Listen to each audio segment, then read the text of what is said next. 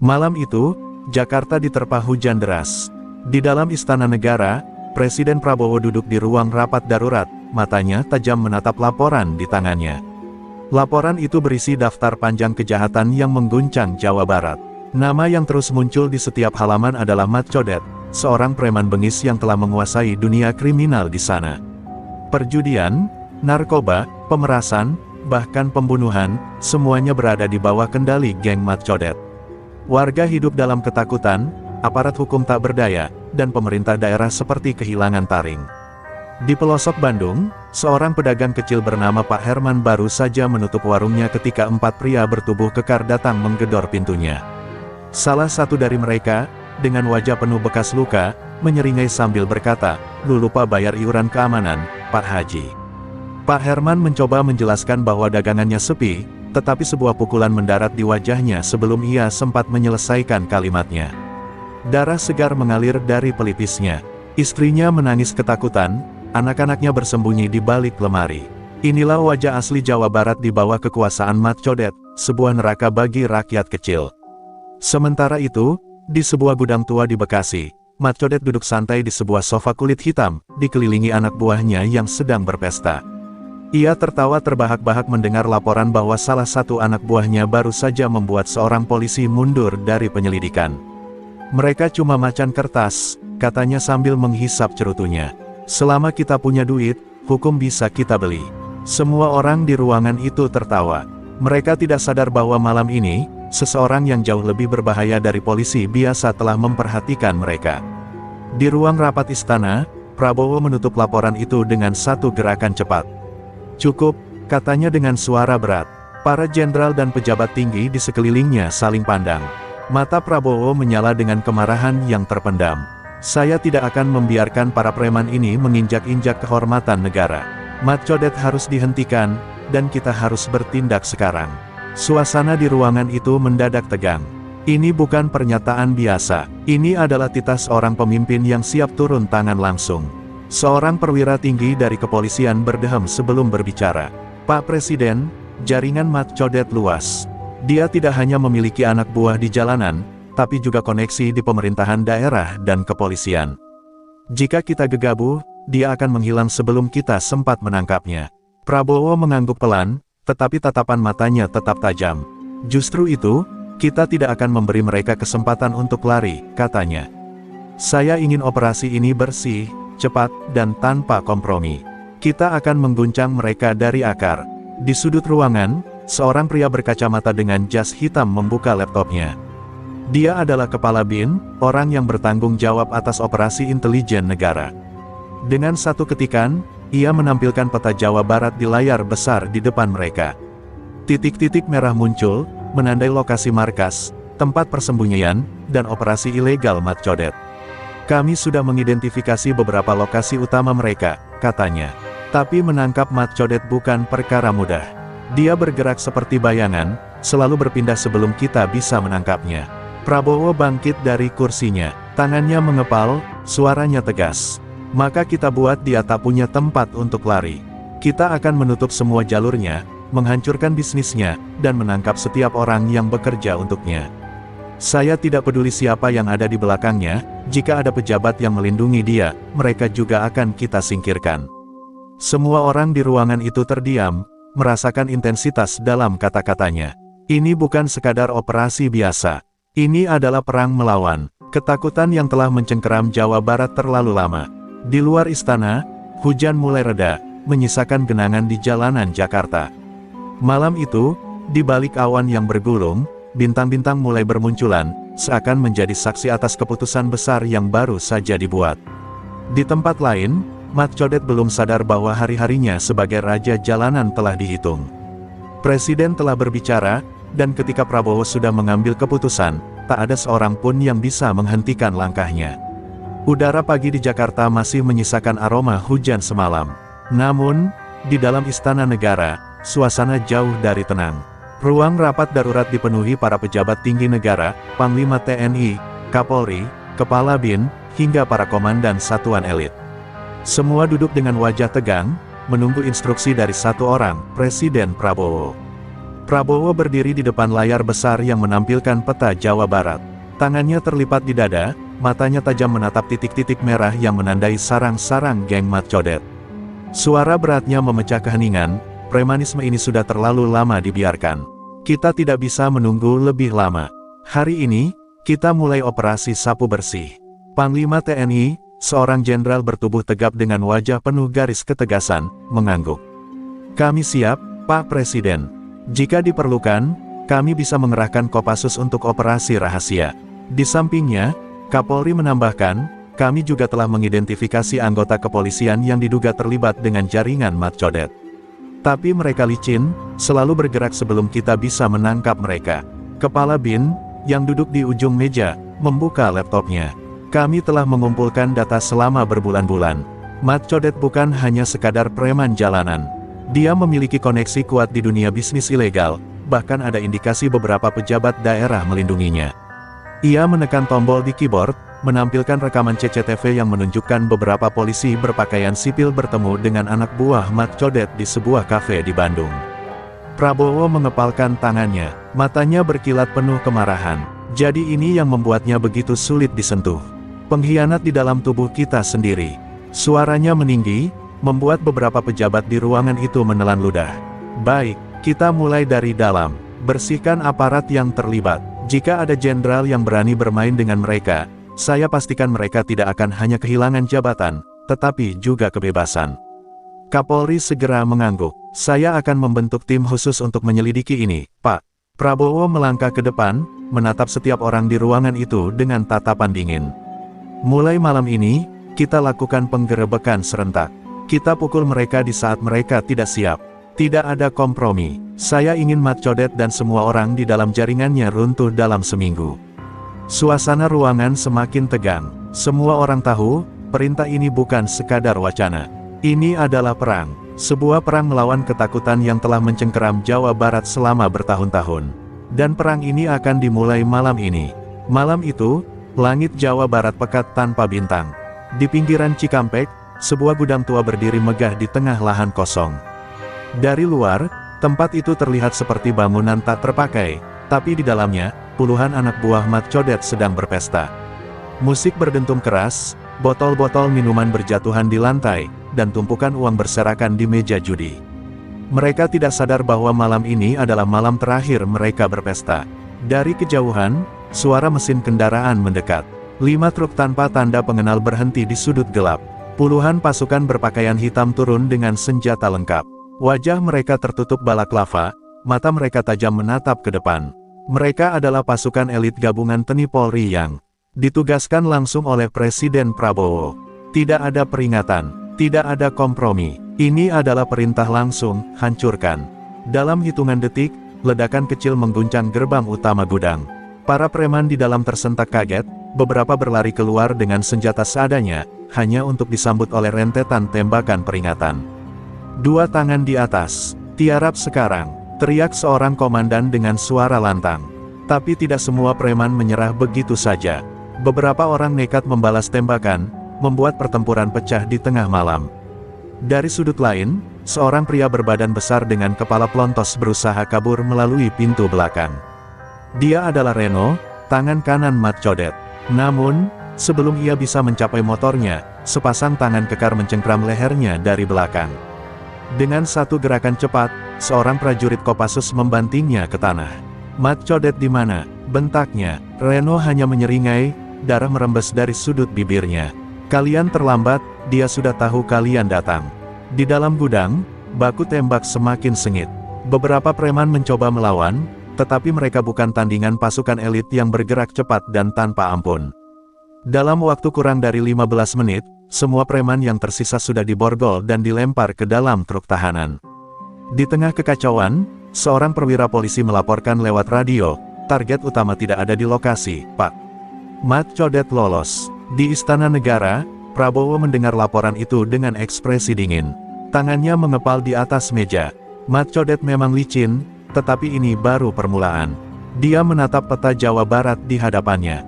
Jika dia tahu kita datang, itu berarti ada pengkhianat di dalam barisan kita, gumamnya.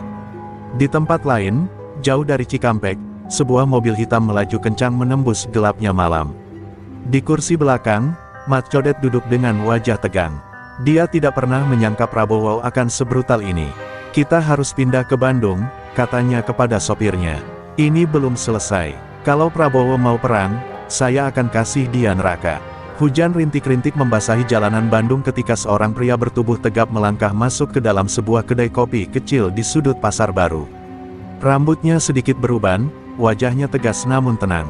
Dia adalah Mayor Aditya, salah satu agen terbaik BIN yang ditugaskan langsung oleh Presiden Prabowo untuk memburu Mat Codet. Malam ini, dia tidak membawa pasukan, hanya mengenakan jaket kulit lusuh agar terlihat seperti warga biasa. Namun, di balik jaketnya terselip pistol Glock berpeluru penuh. Di dalam kedai, aroma kopi hitam bercampur asap rokok menyelimuti ruangan. Para pelanggan duduk membungkuk, membisikkan percakapan yang nyaris tenggelam oleh suara gerimis di luar. Mayor Aditya melangkah ke meja pojok di mana seorang pria bertubuh kurus dengan mata cekung sudah menunggunya. "Kang Jaya," sapa Aditya dengan suara pelan. Pria itu mendongak, menyeringai samar. "Lama tak jumpa, Mayor."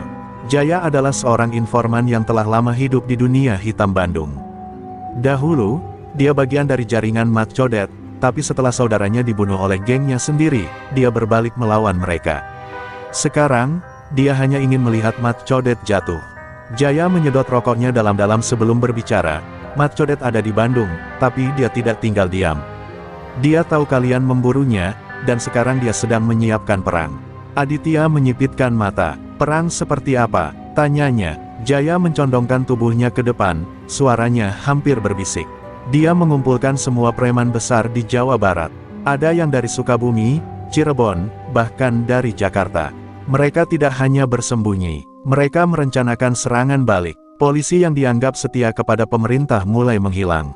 Ada desas-desus bahwa mereka akan menyerang beberapa pos polisi dan kantor pemerintahan." Aditya mendengar itu dengan rahang mengeras. Jika itu benar, maka situasi ini lebih buruk dari yang ia bayangkan. Mat Codet bukan sekadar buronan. Dia sedang menyusun pasukan untuk melawan negara. Aditya menarik napas dalam. "Di mana dia sekarang?" Jaya menatap Aditya dengan ragu sebelum akhirnya berkata, "Villa Rahong, di pinggiran Lembang. Tapi dia tidak sendirian. Keamanan di sana ketat. Jika kalian mau menangkapnya, kalian harus datang dengan lebih dari sekadar pasukan biasa." Aditya merogoh sakunya, mengeluarkan amplop tebal yang segera disambar Jaya. "Aku akan menyampaikan ini ke pusat," katanya sambil berdiri. Namun, sebelum dia bisa pergi, Jaya menahan tangannya. "Mayor," katanya dengan suara rendah, "Mat Codet bukan hanya preman biasa. Dia punya orang-orang di mana-mana. Kau harus hati-hati, atau kau tidak akan keluar hidup-hidup dari permainan ini." Aditya menatapnya sejenak, lalu mengangguk. Dia melangkah keluar ke dalam hujan, pikirannya penuh dengan laporan yang harus disampaikan kepada Presiden. Satu hal sudah jelas, ini bukan sekadar perburuan, ini adalah perang yang sesungguhnya. Langit di atas perbatasan Sukabumi gelap, hanya diterangi kilatan petir di kejauhan. Hujan turun rintik-rintik, membasahi jalan tanah yang menjadi jalur utama bagi para penyelundup. Di sebuah rumah panggung tua yang tersembunyi di tengah perkebunan teh, Mat Codet berdiri di depan sekelompok preman bersenjata. Wajahnya penuh amarah. "Kita bukan kambing yang bisa disembelih begitu saja," teriaknya. "Prabowo kira dia bisa menyingkirkan kita. Tidak, kita yang akan menyerang lebih dulu." Para anak buahnya berteriak setuju, mengangkat senjata mereka ke udara. Di antara mereka ada mantan anggota militer yang dipecat karena kasus kriminal, petarung jalanan, dan para penyelundup yang selama ini bersembunyi di balik bisnis ilegal Mat Codet. Mereka bukan sekadar preman biasa, mereka adalah orang-orang yang tidak punya pilihan selain bertarung sampai mati. Di sisi lain, pasukan elit gabungan TNI dan Polri yang dipimpin Mayor Aditya sudah bergerak. Mereka mendapatkan informasi dari Jaya bahwa Mat Codet mengirim konvoi senjata ke perbatasan Sukabumi untuk mempersenjatai pasukannya. Jika mereka berhasil menghentikan konvoi ini, mereka bisa merusak rencana besar Mat Codet. Tapi mereka harus cepat, karena jika senjata-senjata itu sampai ke tangan para preman, pertempuran akan jauh lebih sulit. Di tengah kabut malam, sebuah iring-iringan truk melaju di jalan berbatu. Lampu mereka redup, hampir tak terlihat di antara rimbunan pohon. Di dalam salah satu truk, seorang pria bertato sedang memeriksa senjata dalam peti kayu. Barangnya lengkap, gumamnya puas. Tapi sebelum ia sempat menutup peti itu, suara ledakan tiba-tiba mengguncang malam. Salah satu truk di barisan depan meledak, menghujani jalan dengan serpihan api dan logam. Dari balik pepohonan, pasukan gabungan keluar dengan senjata terangkat. Tinggalkan senjata dan menyerah. Suara Mayor Aditya menggelegar. Tapi preman-preman Mat Codet bukan tipe yang mudah menyerah. Mereka segera membalas tembakan, membuat jalanan perbatasan berubah menjadi medan perang. Peluru berdesing di udara. Beberapa preman mencoba melarikan diri ke hutan, tetapi mereka sudah dikepung. Salah satu pasukan TNI dengan cepat menjatuhkan mereka dengan tembakan terukur. Sementara itu, Aditya melihat seorang pria berusaha melarikan diri dengan motor trail. Dengan refleks cepat, ia mengangkat senjata dan menembak ban motor itu. Si pengendara terpelanting, jatuh keras ke tanah. Saat Aditya mendekat, ia mengenali wajah itu, Reno, tangan kanan Mat Codet. Reno mendengus kesakitan, darah mengalir dari pelipisnya. Kau pikir menangkapku akan menghentikan Mat Codet, katanya terbatuk. Aditya mencengkeram kerahnya. Di mana dia? Reno tertawa kecil, meskipun jelas ia kesakitan. Dia akan membuat Jakarta terbakar, katanya lirih. Aditya mengirim kode lewat radio, konvoi berhasil dihentikan. Target sekunder ditahan, tapi Mat Codet masih bebas. Di seberang, suara Panglima TNI terdengar tegas, bawa Reno ke Jakarta. Kita buat dia bicara, Presiden harus tahu soal ini. Malam itu, medan perang di Sukabumi akhirnya sunyi. Tapi di tempat lain, Mat Codet sudah merencanakan langkah berikutnya. Ini belum berakhir, ini baru awal dari pertarungan sebenarnya. Di tengah gelapnya malam, di sebuah rumah persembunyian di Lembang, Mat Codet duduk di kursi besar dengan wajah tegang. Sebuah radio komunikasi tergeletak di meja di depannya, masih mengeluarkan suara statis setelah laporan kekalahan pasukannya di Sukabumi. Matanya menyala penuh kemarahan. Bajingan, bentaknya, lalu menghantam meja dengan tinjunya. Prabowo benar-benar mencari mati. Di hadapannya, beberapa anak buahnya menunduk ketakutan. Salah satu dari mereka, seorang pria bertubuh kurus bernama Joko, memberanikan diri berbicara. Bang, kita kehilangan banyak orang di Sukabumi. Senjata kita juga dirampas. Kita harus cari cara lain. Mat Codet menyeringai, wajahnya dipenuhi kebencian. Kalian pikir ini sudah selesai? Dia mengeluarkan sebatang rokok, menyalakannya dengan tangan gemetar. Asap putih membubung ke udara, mengisi ruangan dengan aroma tembakau. Dengar baik-baik, kalau Prabowo mau perang, kita kasih dia perang. Kita bawa ini ke Jakarta. Para anak buahnya saling pandang, terkejut. Ke Jakarta, Bang? Tanya salah satu dari mereka. Mat Codet mengangguk mantap. Ya, kita serang jantungnya. Kita buat Prabowo tahu kalau dia nggak bisa sembarangan main dengan kita. Kita akan ledakkan beberapa tempat, buat kekacauan, biar dia tahu siapa yang sebenarnya berkuasa di jalanan. Sementara itu, di Jakarta, Presiden Prabowo baru saja menerima laporan dari Mayor Aditya. Di ruang situasi darurat Istana Negara, para petinggi militer dan kepolisian berkumpul. Suasana tegang. Mat Codet tidak akan tinggal diam, kata Aditya. Dia akan membawa pertarungan ini ke Jakarta. Kapolri mengetuk-ngetukkan jarinya ke meja. Kalau dia benar-benar menyerang ibu kota, kita harus bergerak cepat. Prabowo mengangguk, matanya penuh ketegasan. Kita tidak akan menunggu dia datang. Kita akan cari dia, dimanapun dia bersembunyi. Saya tidak peduli siapa yang melindunginya, kita buat dia menyesal telah menantang negara. Suaranya begitu dingin, membuat semua yang hadir merasakan satu hal, perang ini akan segera mencapai puncaknya. Malam itu, Jakarta tidak seperti biasanya. Lalu lintas di beberapa titik lumpuh mendadak. Polisi berseragam lengkap berpatroli di sepanjang jalan utama, sementara kendaraan taktis TNI dikerahkan di beberapa lokasi strategis. Intelijen melaporkan adanya pergerakan mencurigakan dari kelompok Mat Codet. Ancaman teror bukan lagi sekadar dugaan, itu adalah kenyataan yang bisa meledak kapan saja. Di sebuah gang sempit di kawasan Senen, dua pria berpakaian lusuh mendorong gerobak berisi karung beras. Tidak ada yang mencurigai mereka, hingga salah satu dari mereka mengangkat telepon genggam dan menggumamkan sesuatu dengan suara rendah. Beberapa detik kemudian, ledakan dahsyat mengguncang jalanan, menghancurkan sebuah toko kelontong dan membuat orang-orang berlarian panik. Jakarta resmi jatuh dalam kekacauan. Di Istana Negara, Presiden Prabowo berdiri di depan layar besar yang menampilkan rekaman CCTV dari lokasi ledakan. Rahangnya mengeras. "Bajingan ini benar-benar sudah melewati batas," katanya dengan suara dalam. Mayor Aditya yang berdiri di sampingnya mengepalkan tangan.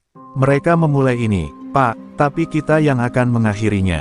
Beberapa saat kemudian, perintah tegas keluar dari istana. Pasukan khusus TNI dan Densus 88 digerakkan untuk menyisir lokasi-lokasi yang diduga menjadi tempat persembunyian jaringan Mat Codet. Dalam hitungan jam, operasi besar-besaran dimulai. Jalan-jalan tertentu ditutup, razia dilakukan, dan puluhan orang ditangkap. Namun, bayang-bayang Mat Codet masih belum tertangkap. Di sebuah rumah kosong di daerah pinggiran Jakarta, Mat Codet duduk dengan senyum puas. Ia menonton berita tentang ledakan di Senen sambil tertawa kecil. "Lihat, Prabowo, aku masih di sini," katanya sambil menyesap kopinya. Tapi tawanya terhenti ketika salah satu anak buahnya masuk tergesa-gesa. "Bang, banyak tempat kita digerebek. Mereka sudah menangkap orang-orang kita." Mat Codet membuang kopinya ke lantai. Matanya menyala penuh kemarahan. "Anjing, mereka pikir bisa menangkap kita secepat itu." Ia menarik napas dalam, mencoba menenangkan diri. "Kita harus pindah, cari tempat lain, dan kali ini, kita kasih mereka sesuatu yang lebih besar." Sementara itu, di markas operasi rahasia di Jakarta Selatan, Mayor Aditya menerima telepon dari seorang informan yang tidak dikenal. Suaranya lirih, hampir tidak terdengar. "Mereka akan menyerang lebih besar. Mereka sudah menyiapkan sesuatu, dan ini bukan sekadar bom kecil." Aditya merasa darahnya berdesir. Jika serangan pertama saja sudah membuat Jakarta kacau, apa yang direncanakan Mat Codet berikutnya bisa jauh lebih mengerikan. Dia segera mengangkat radio dan berbicara dengan suara tegas, "Siapkan semua unit. Kita harus menemukan Mat Codet sekarang juga, sebelum semuanya terlambat." Di kejauhan, sirene meraung, menandakan bahwa ibu kota masih belum aman. Dan perang antara negara dan preman ini semakin mendekati titik puncaknya. Hujan turun deras di Jakarta, membasahi jalanan yang kini dipenuhi barikade dan pos pemeriksaan. Setiap sudut ibu kota berada dalam pengawasan ketat. Pasukan gabungan TNI dan Densus 88 menyisir setiap gang sempit, mencari jejak Mat Codet yang kini menjadi buronan paling dicari di Indonesia. Namun, seolah seperti bayangan, dia terus menghilang sebelum mereka tiba. Di dalam sebuah mobil hitam yang melaju kencang di jalan tol lingkar luar Jakarta, Mat Codet duduk dengan wajah gelap. Di sampingnya, Joko, anak buahnya yang paling setia, menggenggam setir dengan erat. "Kita nggak bisa terus-terusan lari, Bang," katanya dengan nada cemas. "Jakarta sudah penuh pasukan. Mereka menutup semua jalan keluar." Mat Codet mendengus marah, menyalakan rokoknya dengan tangan gemetar.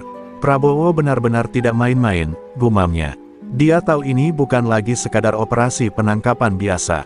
Ini adalah perburuan, dan dia adalah hewan buruan yang dikepung dari segala arah. Sementara itu, di pusat komando rahasia, Mayor Aditya menatap layar monitor dengan penuh konsentrasi. Satelit intelijen menangkap pergerakan mencurigakan di tol lingkar luar. "Kita punya kemungkinan besar dia ada di salah satu mobil ini," katanya sambil menunjuk titik merah di layar. "Tutup semua jalur keluar. Kita tangkap dia malam ini." Di jalanan yang basah oleh hujan, puluhan polisi dan tentara sudah bersiaga di berbagai titik. Saat mobil hitam yang ditumpangi Mat Codet mendekati pintu keluar tol, mereka melihat sesuatu yang membuat darah mereka membeku. Puluhan polisi bersenjata berat sudah berjaga, mengarahkan senjata mereka ke arah mobil. Joko menginjak rem mendadak. "Bang, kita dalam perangkap," teriaknya. Mat Codet menggeram, membanting rokoknya. "Gas terus, Joko. Jangan berhenti." Joko ragu, tapi dia tahu ini bukan waktunya untuk berpikir panjang. Dengan nekat, dia menginjak gas sekuat tenaga, mencoba menembus blokade. Namun, dalam hitungan detik, suara letusan. Senjata menggema di udara, ban mobil mereka ditembak hingga pecah, membuat kendaraan itu oleng dan terguling beberapa kali sebelum akhirnya berhenti di pinggir jalan. Darah mengalir dari kening Mat Codet. Dengan sisa tenaga, dia mencoba merangkak keluar, tapi sebelum bisa melangkah lebih jauh, puluhan moncong senjata sudah diarahkan ke kepalanya. Di antara mereka, Mayor Aditya berjalan mendekat dengan tatapan dingin. "Permainan sudah selesai, Mat Codet," katanya dengan suara tegas. Mat Codet terdiam, napasnya tersengal. Dia tahu, ini akhir dari segalanya. Dan malam itu, Jakarta akhirnya kembali dalam kendali negara. Hujan masih mengguyur Jakarta ketika Mat Codet tersungkur di aspal basah, tangannya diborgol ke belakang. Napasnya tersengal, darah mengalir dari pelipisnya, bercampur dengan air hujan yang mengalir di jalan tol. Mayor Aditya berdiri di depannya, menatap tanpa belas kasihan. Suara helikopter berputar di atas mereka, menerangi lokasi dengan sorotan tajam. Dari kejauhan, beberapa anggota pasukan TNI dan Densus 88 mulai mendekat, mengamankan lokasi. Joko, tangan kanan Mat Codet, terkapar di dalam mobil dengan tubuh penuh luka akibat benturan keras. Ia masih bernapas, tapi tidak sadarkan diri. Suara sirene polisi dan ambulans semakin mendekat, menandakan bahwa pengejaran panjang ini akhirnya mencapai akhir. Mat Codet menoleh ke Mayor Aditya dengan tatapan penuh kebencian. "Kau pikir ini sudah selesai?" Suaranya parau, namun tetap penuh arogansi. "Selama ada orang-orang seperti aku, Jakarta tidak akan pernah benar-benar bersih." Aditya berlutut, menatap langsung ke matanya. "Preman seperti kamu selalu berpikir mereka tak tersentuh," katanya dingin. "Tapi kau lupa satu hal, ini bukan lagi Jakarta yang dulu." Presiden Prabowo tidak akan membiarkan satupun sisa kebusukan tetap hidup. Tiba-tiba, suara langkah tegas terdengar mendekat. Semua pasukan yang berada di sana secara refleks memberi hormat. Dari balik deretan kendaraan taktis, Presiden Prabowo muncul, mengenakan jas hitam yang basah oleh hujan. Matanya tajam, penuh wibawa.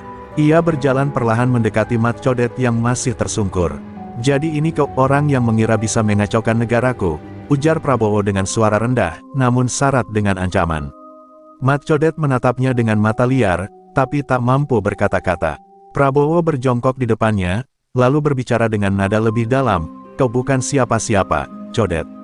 Dan sekarang, kau akan membayar semua yang kau lakukan." Ia berdiri, menoleh ke arah Aditya. "Bawa dia, pastikan dia tak pernah melihat dunia luar lagi." Dengan sekali angkat tangan, pasukan segera menyeret Mat Codet ke dalam kendaraan lapis baja. Untuk pertama kalinya dalam hidupnya, Mat Codet merasakan ketakutan yang sesungguhnya. Bukan ketakutan akan penjara, tetapi ketakutan akan kegelapan yang menantinya di tempat di mana nama dan kekuasaannya tidak lagi berarti apa-apa. Malam itu, Jakarta kembali dalam kendali. Dan untuk pertama kalinya setelah bertahun-tahun, kota ini terbebas dari bayang-bayang teror Mat Codet dan para gerombolannya. Pagi itu, Jakarta terasa berbeda. Langit tampak lebih cerah, seolah kota ini baru saja terbebas dari belenggu kegelapan yang telah menguasainya selama bertahun-tahun. Berita tentang penangkapan Mat Codet menghiasi seluruh layar televisi dan halaman depan surat kabar. Sang penguasa jalanan tumbang di tangan Presiden Prabowo, begitu salah satu headline berbunyi. Masyarakat bersorak, merasa lega bahwa era kekuasaan premanisme akhirnya berakhir. Di dalam ruang tahanan bawah tanah yang dijaga ketat, Mat Codet duduk sendirian, borgol masih melilit pergelangan tangannya. Cahaya remang dari lampu di langit-langit membuat bayangannya tampak goyah di lantai. Pintu besi di hadapannya terbuka, dan Mayor Aditya masuk dengan ekspresi dingin. "Kau punya satu kesempatan terakhir untuk bicara," kata Aditya, suaranya tajam seperti bilah pedang. Mat Codet tertawa kecil, meskipun wajahnya menunjukkan kelelahan. "Kau pikir dengan menangkapku, semuanya akan selesai?" gumamnya. "Masih banyak orang seperti aku di luar sana. Jakarta akan selalu punya preman." Aditya menatapnya tanpa ekspresi. "Mungkin begitu, tapi tidak akan ada lagi Mat Codet lain. Pemerintahan ini sudah berubah. Presiden Prabowo tidak akan memberi ruang bagi orang-orang sepertimu." Sementara itu, di Istana Negara, Presiden Prabowo menggelar konferensi pers. Dengan suara tegas, ia mengumumkan rencana besar pemerintah untuk membasmi seluruh jaringan kriminal yang selama ini bersembunyi di balik sistem. "Ini bukan akhir," katanya. "Ini adalah awal dari era baru, di mana hukum dan keadilan berdiri di atas segalanya." Di berbagai sudut Jakarta, razia besar-besaran terus berlangsung. Preman-preman yang dulu merasa tak tersentuh kini ditangkap satu persatu. Beberapa melarikan diri, sementara yang lain menyerah tanpa perlawanan. Para pedagang kecil yang selama ini diperas kini bisa bernapas lega. Mereka tidak lagi harus membayar uang keamanan kepada para kriminal. Di sebuah warung kopi kecil di pinggiran kota, Jaya, mantan anak buah Mat Codet yang menjadi informan, menyesap kopinya sambil tersenyum kecil. Akhirnya, Gumamnya, ia tahu perang ini belum sepenuhnya berakhir, tapi untuk pertama kalinya, harapan terasa nyata. Malam itu, Jakarta benar-benar tenang. Tanpa suara tembakan, tanpa rasa takut. Hanya ada kehidupan yang terus berjalan, menuju masa depan yang lebih baik. Dan di balik semua itu, Presiden Prabowo duduk di ruang kerjanya, menatap peta besar Indonesia. Perang melawan premanisme di Jakarta memang sudah berakhir, tapi ia tahu, perjuangan untuk menegakkan keadilan masih panjang. Baik, cerita akan berlanjut dengan operasi pembersihan nasional, di mana Presiden Prabowo memperluas misinya untuk membasmi premanisme di seluruh Indonesia. Akan ada tantangan lebih besar, kelompok kriminal yang lebih terorganisir, dan perlawanan yang semakin sengit. Langit mendung menggantung di atas Jakarta ketika Presiden Prabowo berdiri di hadapan para petinggi militer dan kepolisian. Ruang rapat di Istana Negara dipenuhi ketegangan. Di layar besar, peta Indonesia terbentang, dengan titik-titik merah yang menandakan wilayah-wilayah di mana premanisme masih bercokol kuat. Jakarta telah bersih, tetapi ini baru permulaan. Kita tidak bisa berhenti di sini, suara Prabowo menggema di ruangan. Premanisme bukan hanya masalah ibu kota. Ini adalah penyakit yang menggerogoti negara dari Sabang sampai Merauke. Dan saya tidak akan membiarkan itu terus terjadi. Mayor Aditya berdiri dan memberi laporan. Kami telah mengidentifikasi beberapa daerah yang menjadi sarang utama premanisme, Pak. Medan, Surabaya, Makassar, dan beberapa kota pelabuhan lainnya memiliki jaringan yang lebih besar dari yang kita duga. Mereka lebih terorganisir, lebih berbahaya. Prabowo mengangguk, matanya menyipit tajam. Kalau begitu, kita perlu operasi yang lebih besar. Saya ingin pasukan khusus diterjunkan ke daerah-daerah ini. Kita harus menghancurkan mereka sebelum mereka semakin kuat. Di sisi lain, jauh di kota Medan, seorang pria berbadan besar dengan tato naga di lengannya menatap layar televisi yang menayangkan pidato Prabowo. Namanya adalah Bang Jafar, pemimpin jaringan preman terbesar di Sumatera. Ia terkekeh sambil mengisap cerutunya. Prabowo pikir dia bisa membersihkan negeri ini. Dia belum tahu siapa yang sebenarnya berkuasa di jalanan. Di tempat lain, di sebuah gudang tersembunyi di pelabuhan Tanjung Perak, Surabaya, sekelompok pria berkumpul. Di bawah penerangan remang-remang, salah satu dari mereka, pria bertubuh tegap dengan luka sayatan di pipinya, dikenal sebagai Rudi Bajing, berbicara dengan nada geram. Mat Codet sudah jatuh. Itu berarti kita selanjutnya, kita nggak bisa tinggal diam. Sementara itu, di Makassar, kelompok kriminal yang dipimpin oleh Daeng Marowa mulai bersiap. Jakarta boleh aman, tapi Sulawesi, kami yang berkuasa di sini. Prabowo menatap peta Indonesia sekali lagi. Operasi besar akan dimulai. Ini bukan lagi sekadar perang melawan preman jalanan, ini adalah perang melawan jaringan kriminal yang sudah mengakar. Dan ia bersumpah, tidak akan berhenti sampai Indonesia benar-benar bersih. Malam itu, kota Medan terasa mencekam. Di sebuah klub malam tersembunyi di pusat kota, Bang Jafar duduk di sofa mewah, dikelilingi anak buahnya. Musik menggelegar, asap rokok memenuhi ruangan, dan gelas-gelas minuman keras bertebaran. Tapi meski suasana tampak liar, ada ketegangan yang menggantung di udara. Semua orang tahu, setelah tumbangnya Mat Codet di Jakarta, giliran mereka yang menjadi target. Seorang pria bertubuh kurus masuk dengan napas tersengal, wajahnya penuh keringat. Bang, ada yang aneh malam ini. Banyak polisi dan tentara mondar-mandir di sekitar kawasan kita.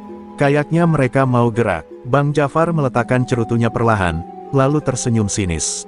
Mereka pikir bisa datang ke Medan dan menggertak kita. Kita bukan Mat Codet, kita lebih kuat. Dengan gerakan tangan, ia memberi isyarat pada anak buahnya. Dalam hitungan detik, puluhan pria bersenjata mulai bersiap, beberapa menuju ke gudang senjata, sementara yang lain menyebar ke berbagai sudut kota, bersiap menghadapi apapun yang akan datang. Di tempat lain, di markas operasi rahasia, Mayor Aditya berdiri di depan pasukannya. Malam ini, kita mulai operasi pembersihan nasional. Target pertama, Bang Jafar dan jaringannya. Kita tidak bisa membiarkan mereka terus merajalela. Tidak ada peringatan. Kita masuk, kita hancurkan mereka. Pasukan khusus TNI dan BRIMOB mulai bergerak, menyebar ke berbagai titik. Operasi ini tidak seperti di Jakarta, di Medan, para preman sudah lebih siap, lebih terorganisir. Ketika iring-iringan kendaraan taktis mendekati markas Bang Jafar, suara tembakan pertama langsung meletus dari atap gedung. Preman-preman itu tidak menunggu di kepung, mereka langsung melawan. Pertempuran pecah di jalan-jalan sempit kota Medan. Kilatan peluru menerangi kegelapan, suara ledakan mengguncang udara. Pasukan pemerintah merangsek maju dengan taktik militer yang terlatih, tapi Bang Jafar dan anak buahnya tidak mudah ditaklukkan. Mereka melawan dengan segala yang mereka punya, senjata otomatis, bom rakitan, bahkan jebakan di gang-gang sempit. Di tengah baku tembak, Bang Jafar melarikan diri ke sebuah gudang tua di dekat pelabuhan. Dengan napas berat, ia mengambil telepon genggamnya dan menghubungi seseorang. Surabaya, Makassar, bersiaplah. Prabowo tidak main-main, kita harus bergerak lebih cepat. Sementara itu, Mayor Aditya dan timnya berhasil menerobos masuk ke markas utama Bang Jafar. Mayat anak buahnya berserakan, senjata mereka tergeletak di lantai. Tapi pemimpin mereka telah menghilang. Aditya menggertakkan giginya, ini belum selesai. Medan mungkin akan segera bersih, tapi perang melawan premanisme baru saja dimulai. Angin malam bertiup kencang di pelabuhan Belawan, membawa aroma garam dan minyak solar. Di antara tumpukan kontainer, Bang Jafar berlari terhuyung-huyung, darah mengalir dari luka tembak di lengannya. Wajahnya tegang, matanya liar mencari jalan keluar. Di belakangnya, suara sirene semakin mendekat, diiringi teriakan pasukan yang memburunya. Dari kejauhan, kapal kargo besar dengan lambung berkarat sudah bersiap meninggalkan pelabuhan. Bang Jafar mengambil teleponnya dan menghubungi seseorang. Aku harus keluar dari Medan malam ini. Pastikan aku bisa naik kapal itu. Suaranya bergetar, bukan hanya karena luka, tapi karena untuk pertama kalinya, ia benar-benar merasakan ketakutan. Di pusat komando operasi, Mayor Aditya menatap layar drone yang memperlihatkan Bang Jafar bersembunyi di balik kontainer. Dia mencoba kabur ke kapal kargo, kata salah satu teknisi. Aditya mengangkat radio komunikasinya. Tim Alpha, kepung dia dari utara. Tim Bravo, cegat kapal sebelum dia naik. Dia tidak boleh lolos. Suara deru kendaraan taktis bergema di pelabuhan. Pasukan TNI dan Brimob bergerak cepat, menutup setiap akses keluar. Bang Jafar, yang menyadari dirinya terkepung, mengeluarkan pistol dari pinggangnya. Kalau kalian mau tangkap aku, kalian harus lawan aku dulu, teriaknya, sebelum melepaskan tembakan membabi buta. Pasukan pemerintah segera berlindung di balik kontainer, membalas tembakan dengan presisi. Satu persatu anak buah Bang Jafar tumbang. Pria bertato naga itu kini sendirian. Napasnya tersengal, pelurunya hampir habis. Tapi ia menolak menyerah. Dengan nekat, ia berlari menuju kapal yang mulai bergerak menjauh dari dermaga. Tiba-tiba, suara tembakan terdengar. Bang Jafar terhuyung, lalu jatuh berlutut. Tembakan jitu dari salah satu sniper pasukan khusus menembus kakinya. Ia mengerang kesakitan, pistolnya terjatuh ke laut. Dalam hitungan detik, pasukan mengepungnya. Mayor Aditya berjalan mendekat, menatap pemimpin preman Medan yang kini tak berdaya. Permainanmu sudah selesai, ujar Aditya dingin. Ia memberi isyarat kepada anak buahnya. Dengan cepat, Bang Jafar diborgol dan diseret ke dalam kendaraan lapis baja. Di kejauhan, kapal kargo itu terus berlayar, membawa sisa-sisa jaringan kriminal yang melarikan diri. Tapi pertempuran di Medan telah berakhir. Kini, Prabowo dan pasukannya bersiap untuk medan perang berikutnya, Surabaya. Langit Surabaya mendung ketika iring-iringan kendaraan taktis memasuki markas operasi gabungan di pinggiran kota. Setelah sukses menangkap Bang Jafar di Medan, kini perhatian Presiden Prabowo dan pasukannya tertuju pada Rudi Bajing, pemimpin jaringan preman paling ditakuti di Jawa Timur. Rudi dan kelompoknya telah lama menguasai pelabuhan Tanjung Perak, mengendalikan penyelundupan, pungli, hingga perdagangan senjata ilegal. Jika Jakarta dan Medan sudah dibersihkan, Surabaya harus menjadi target berikutnya. Mayor Aditya berdiri di depan peta besar Surabaya yang dipenuhi tanda merah. Rudi Bajing dan anak buahnya bersembunyi di daerah pesisir dan gudang-gudang kosong sekitar pelabuhan. Mereka bersenjata lengkap dan memiliki jaringan luas. Ini tidak akan mudah, katanya dengan suara tegas. Salah satu perwira Kopassus mengangguk. Mereka juga punya hubungan dengan beberapa oknum yang membocorkan operasi kita. Kita harus bergerak cepat sebelum mereka menghilang. Sementara itu, di sebuah gudang tua di dekat pelabuhan, Rudi Bajing duduk di atas peti kayu, menghisap rokoknya dalam-dalam. Di sekelilingnya, puluhan anak buahnya bersiap dengan senjata api rakitan. Mat Codet tumbang, Bang Jafar ketangkep, sekarang kita yang jadi target, katanya, menatap anak buahnya satu persatu. Tapi Surabaya bukan Medan atau Jakarta. Ini kota kita nggak akan lari. Salah satu anak buahnya, seorang pria dengan bekas luka di leher, bertanya dengan cemas, Bang, mereka punya tentara. Kalau kita lawan, kita bisa habis. Rudi menyeringai, tentara, polisi, mereka cuma manusia, kita udah lama bertahan di jalanan. Malam ini, kita kasih tahu mereka siapa yang sebenarnya berkuasa di Surabaya. Malam itu, operasi dimulai. Pasukan khusus bergerak dalam gelap, menyusup ke kawasan pesisir, siap menyerbu sarang Rudi Bajing. Tapi begitu, mereka mendekat, tiba-tiba ledakan mengguncang udara.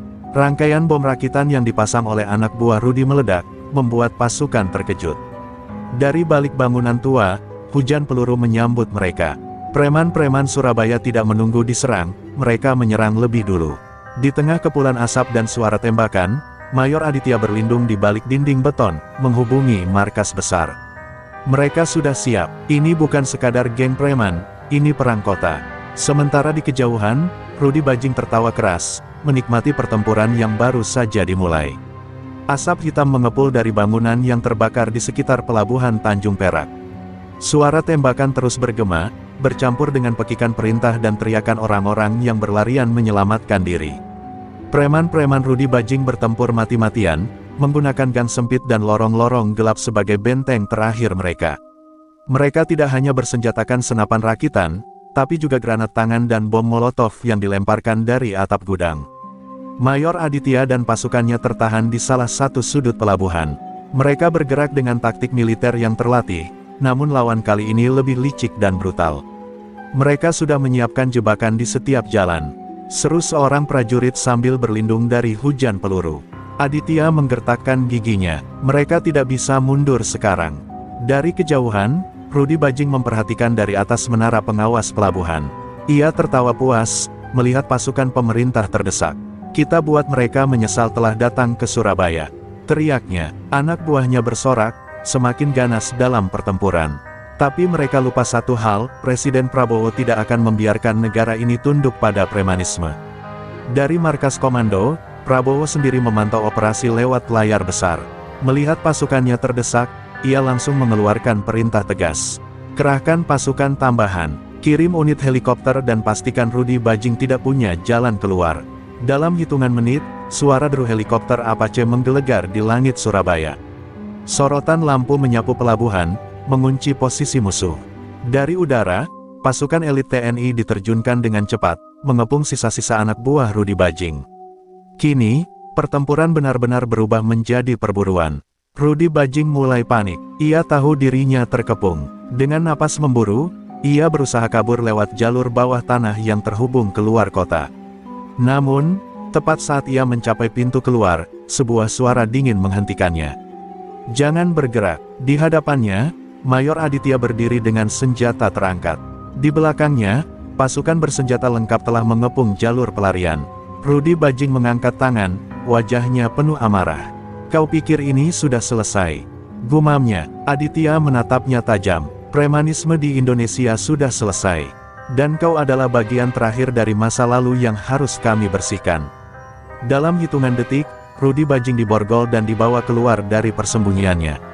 Surabaya telah kembali aman, tapi perang belum berakhir, masih ada Makassar, dan masih ada Daeng Marowa yang menunggu di ujung timur.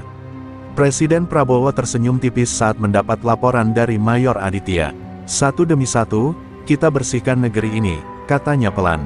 Kini saatnya menuju Makassar. Malam itu, Makassar tenggelam dalam keheningan yang mencekam. Di sebuah rumah besar di tepi pelabuhan Pautere, Daeng Marowa duduk bersila di sebuah ruangan gelap, hanya diterangi lilin.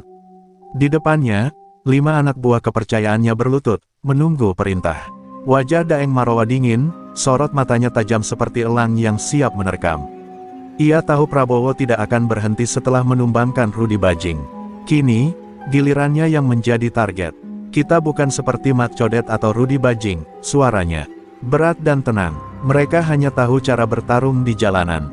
Kita lain, kita adalah bayangan. Kita bergerak dalam sunyi, menghantam tanpa terlihat. Ia mengambil sebilah badik emas dari sampingnya, mengelusnya perlahan. Jika Prabowo ingin membawa perang ke Makassar, kita akan buat kota ini jadi neraka bagi mereka.